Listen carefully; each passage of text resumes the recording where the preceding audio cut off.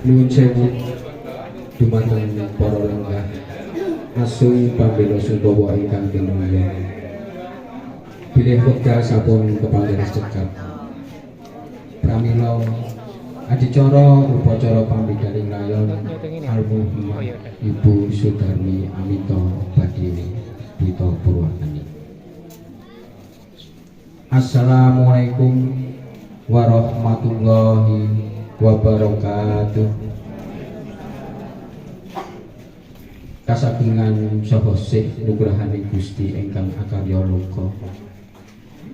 Mugi tansah kajiwa lan kasarila dumateng panjenengan sami darasan kula. Inna lillahi wa inna ilaihi raji'un. Inna lillahi wa inna ilaihi raji'un. Inna lillahi wa inna ilaihi raji'un.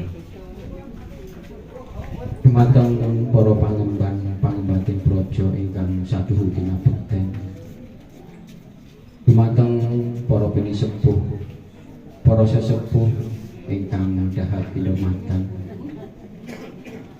Dumateng para lenggah asung pambela Sungkawa ingkang minulya. Ing saderengipun sumangga kula lan panjenengan sami tansah nunjukaken puja lan puji syukur dumateng ngasanipun Gusti ingkang Maha Agung. Awit kula lan panjenengan sami saged kempal wonten griya kita menika kanthi wilujeng boten wonten alangan setunggal menapa. Amin amin ya rabbal alamin.